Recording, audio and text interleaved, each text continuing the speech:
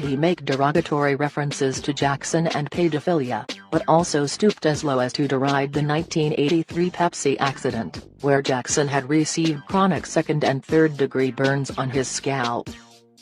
But soon after he released rights of all of Eminem's songs, and ended up owning him. So what were some of the most brutal things you saw Michael Jackson do in business? Cool.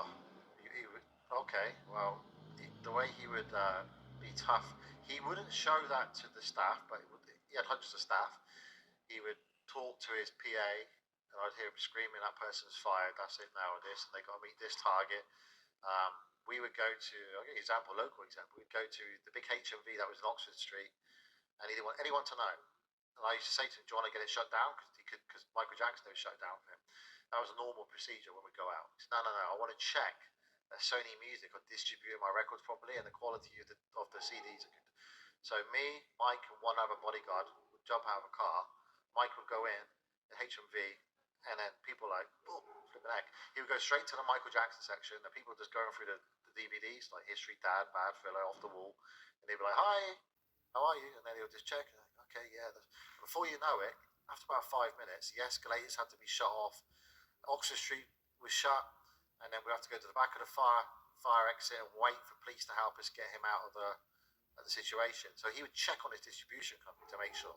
The other thing, the examples too, there was a famous song by Eminem after the trial, and it made some reference like "Don't touch little boys like Michael," and had a music video where you respect Eminem. I've never met him, Matt, and but after watching that, he said he respected. No, yeah, he said, "I really respect him. I'm sad to see this because as an artist, I respect what he's done. I've never met the guy, but he said it is what it is, and that's that." And then I thought, "Wow, so you're gonna sue him?" Said, nah. He used to say, "Leave him to the heavens." Anyway, about a month later, his best friend, Mark Lester. Now, Mark played the original Oliver Twist. Remember the Please Sir, Give Me More? Mm-hmm. The original one. There's been a few since then.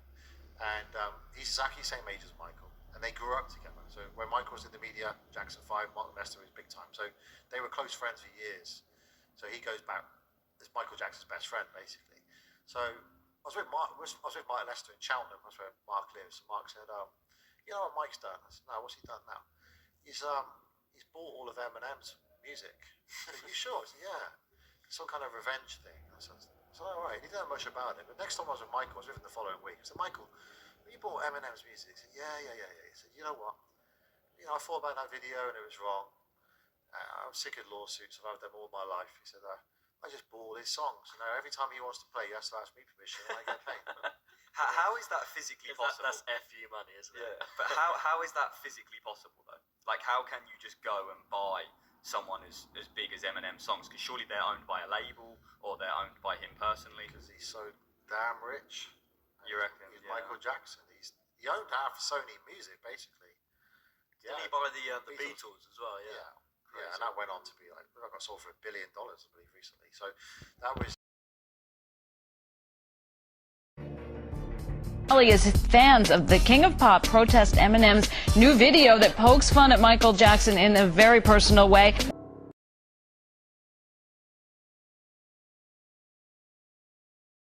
It's a commonology in mankind that I don't like, that part of it, that kind of, envy. But then there's a beautiful side to mankind too, isn't it? But not to Eminem. We've spoken about it. I think that you should. Why not? Speak about what? About Eminem and this railing on and how really rude it was for someone who made his money from the community, as Eminem has, to now diss the community in a sense, and a racist, and I've said it, very bold-faced, bigoted kind of presentation. Tell us how that hurt you and how you're feeling about it now. I've never met Mr. Eminem, and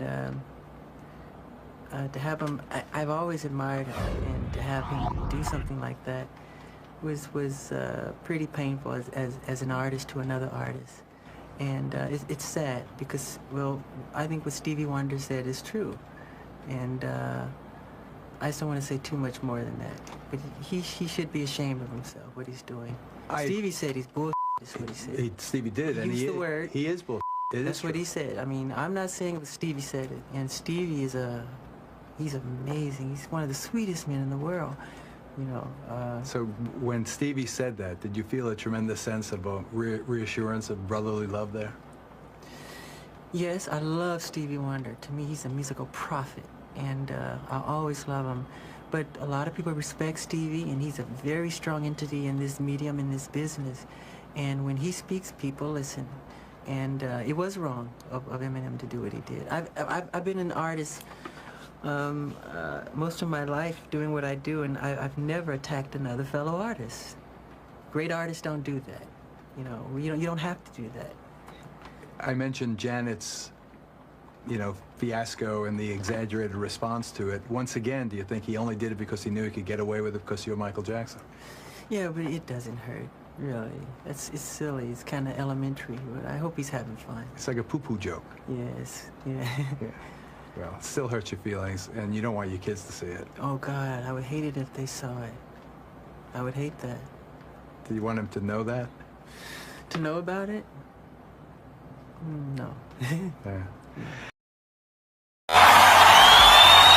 This is exactly why we call Michael Jackson the king of pop. If it wasn't for Michael Jackson, I would never have ever performed.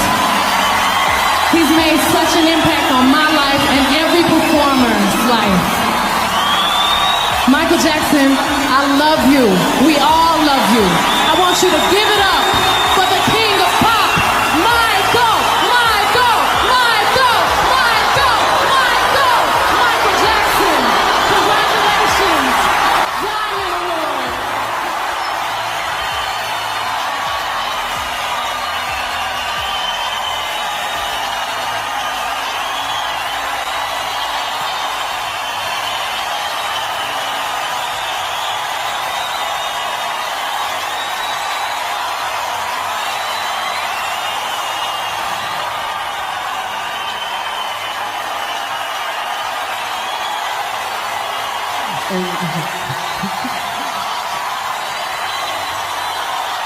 I love you.